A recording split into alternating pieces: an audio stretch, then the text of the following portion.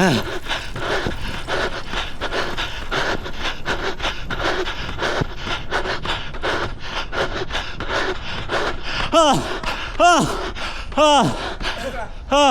哎，大家伙儿早喽！5月13号星期三，又是一个合练的日子。今天6公里的阈值，我就是起晚了。我平常没有上表的习惯，因为我起得特早。现在一睁眼4点58，我又磨蹭，赶紧冲个电解质。今天这个是那个就没剩那黑色那700多毫克那大的液体电解质冲的。冲口水去集合。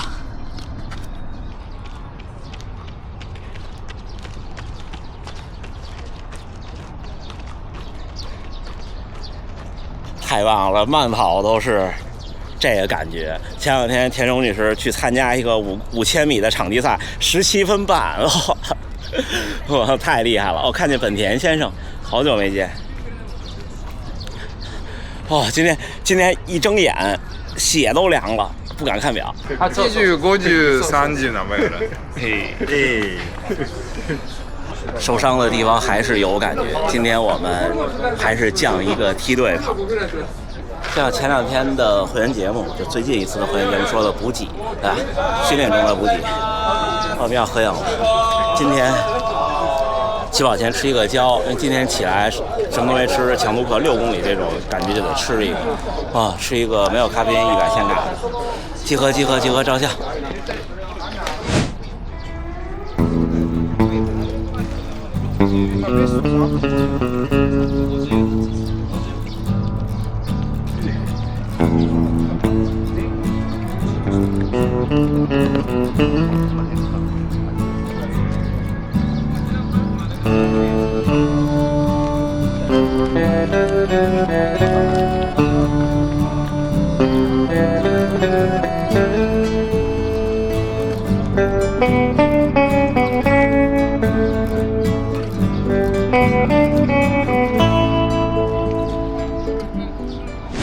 今天咱们倒叙一下，我已经跑完了。今天是一个特别艰难的 LTR， 甚至对我来说可能都不是 LTR。今天就要跟大家分享，我刚才一路回来冷身在想，就是跑者最需要重视的，并且最容易获得的当前能力的数据，就是你的乳酸阈值的配速，注意是配速，不是配速区间。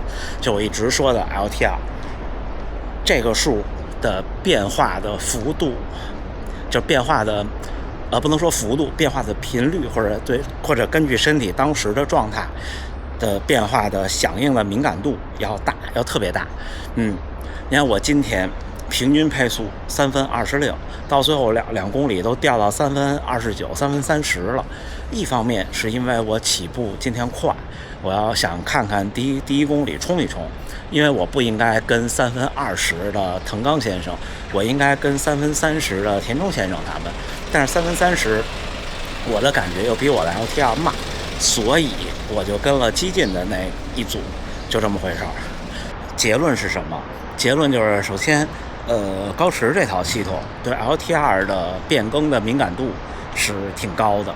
我从受伤发作之前的上海半马，那时候手表告诉我的是3分24，那个时候差不多也就是3分24，因为很符合我的半马和我的6公里这种 LTR 的成绩。然后之后随着整个4月到现在5月初的没有练强度，或者强度没有顶上去，手表告诉我你现在的 LTR 可能是3分26，今天果然3分26。就是乳酸阈值这个配速是怎么回事？就是你超过这个配速往前跑，你坚持不了多久。在这配速慢1-2秒，你就能坚持，你就能跑很久。我今天上来的前2公里跟得太快，就导致我迅速的就是身体就肌肉就顶不住了。然后你想再缓回来，你说我现在再放回3分27能不能行？其实也不行了。所以就是你看马拉松比赛中到后边第一集团或者第二集团的专业选手们一互相拉扯完了以后，被就是勉强跟的被拉过极限的就回不来了，就是这样。今天我也正好侧面印证一下，我们第2期的训练营这周是第一周给大家安排的周3的课是6公里的阈值。有的小伙伴因为有工作原因提前到了昨天或者前天跑，这6公里的阈值我就是要先摸个底。因为为什么用6公里的阈值？就是你基本上全力以赴跑个6公里到8公里，平均配速和你的 LTR 大差不差。所以这个数为什么说跑者容易获得呢？就是因为这种6公里或者8公里，其实你跑完也就跑完了，第二天甚至当天也不影响什么，不会打乱你的训练节奏。那你就大概就可以知道你当前是什么水平，而它跟着身体的浮动敏感性比较大，也是这一点。基本上你努力练1个月，它就会进，然后呢，不努力练1个月或者停1个月，它就会退，而且就表现得很快，它跟你当前的身体状态关系很大。我们先去看看今天的训练，然后咱们再接着说。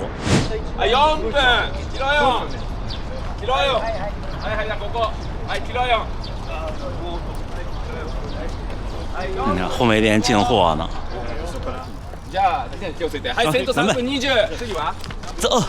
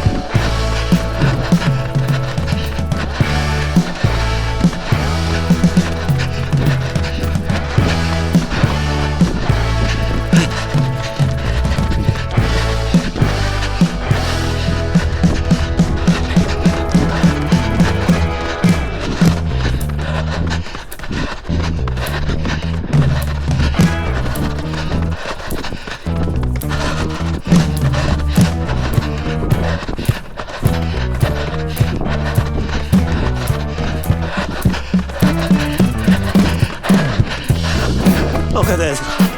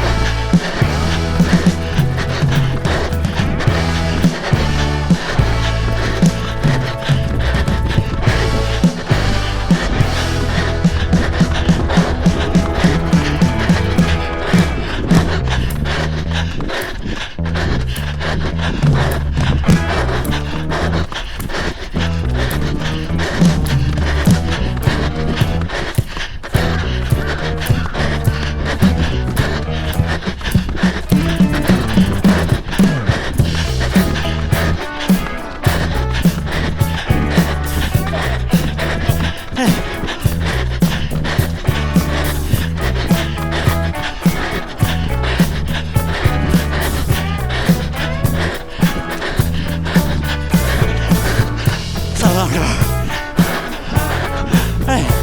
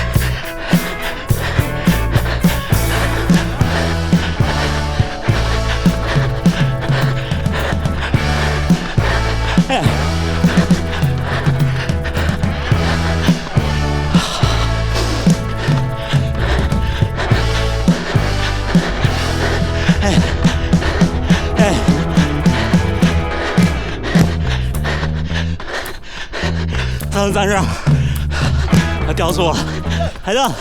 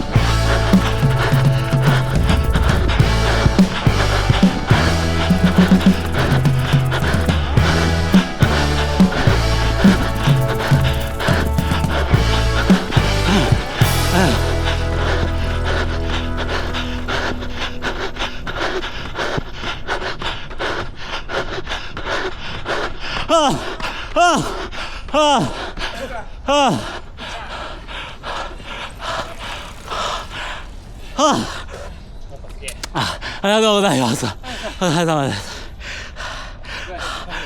ペースは3、2、2、3ぐらい。ペースはあ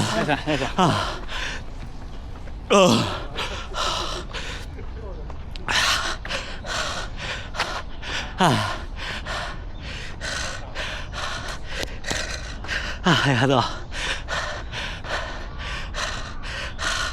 也还可以。我从3公里开始，右腿有点软，就等于是跑上半马那个状态，当然要好得多。还是在这个相对极限的速度下，心理上不太敢。其实身体上没事儿，但是4月这1个月少一半跑量，没有强度课，除了比赛以外，明显的最后的几秒就是从3分26到3分20的这6秒支撑不住，而且是真的支撑不住。平均配速3分26孩子啊，奥斯卡嘞，我先看看单圈数据啊，第1公里3分20秒42，3分20秒42跑完，我当然也体感，我觉得今天可能难。第2公里就有180度折返那公里，差不多我们在这个速度下都得慢2秒，因为你速度越快，你的减速和加速的时间就越明显。3分25秒21，第3公里3分22秒58，第4公里3分26秒68。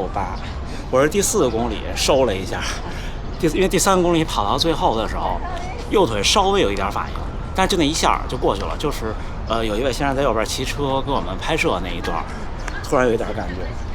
然后第5公里我是真掉了，因为第5公里就是那个180度那个折返，之后就加不起来了，3分32秒61是心理上掉了，最后1公里3分29秒62。整体看一下啊，整体3分26 ，20分40秒，也还行了，基本上快到我的最好成绩。我个人最好成绩是20分20秒，好像是差20秒。训练负荷是较小，平均心率180了，当然天也热了，你看这汗突然就热起来。看完今天的训练，其实如果你未来就近期面临一场5公里、10公里或者是半马的比赛，那把 LTR 维持住，就是你保持一个很规律的训练和强度课的节奏，并且在强度课的时候呢，都往上顶一顶，是非常重要的。因为差不多就像我给大家示范的，我差不多有40天没有做太强，就我跑量其实也还行，最严重的1个月将近300公里呢也，但是就是应对能顶的这个能力就下来了。像好多小伙伴说，你为什么那么能顶？是因为我的训练一直在规律，我的强度课一直在努力，所以你能顶的这个状态是保持着的。这个状态我觉得要比有氧能力的变化更敏感，更随着训练水平的上升和下降变得更快。那为什么说50半马这种把 LTR 要维持好呢？因为这些比赛就是1-2秒之间，毫厘之间。你看对我来说，我的半马最好成绩113、19 73分19，我的上半马因为带伤跑73分55，上半马的前200名是75分34，对不对？35，那其实没多长时间，你看我说74分到75分半，就是100秒，就是100秒，5秒的配速，也就是说我每公里慢5秒就完蛋。但是每公里5秒其实很容易就慢过去了。你有的时候你的 LTR， 这你的乳酸阈值，如果我当时的 LTR 不是3分24，而是3分27的话，那我很有可能每公里要比这次真实的成绩慢4秒。如果是4秒的话，就慢了84秒，那就是1小时15分20了，将近1小时15分20了，就很极限了，那可能就是180多秒。对不对？一听你看1小时15和1小时13，那觉得差的挺多的，其实就差一点。而且 LTR 差的慢的越多，差的就越多，因为你坚持不了那么多时间。你看今天我跑到最后冲刺的时候，腾刚先生已经跑完了，差不多将近20秒，对，他最后是3分23。你别看就差这3秒，我是3分26，对吧？你别看就差这3秒，我就想，他都跟那儿已经停表休息了，我还在跑呢，我要再少跑这么一会儿多好，就是真心话。所以今天我觉得大家看看我的这个节目，看看我的训练的数据，就能够很明确的大概能知道我一直在表达的是什么。马拉松训练就是一个，你不能说不进则退，但是事实上是，如果你不进，你达到的那个巅峰的就不太能保持。但是对我来说呢，我就觉得这东西，你看我跟着再跑1个月半个月，基本上也就回来了。毫厘之间，但是毫厘之间可能是巨大的功夫。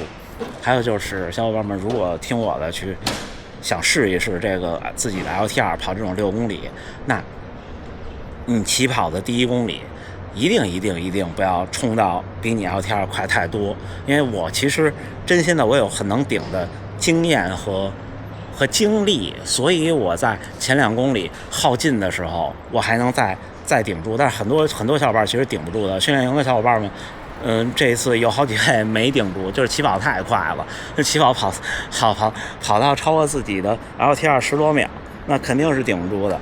你顶不住，你心里就受影响，是不是？好吧，那这么着，最后还是祝大家能努力生活，健康平安。咱们下回再见。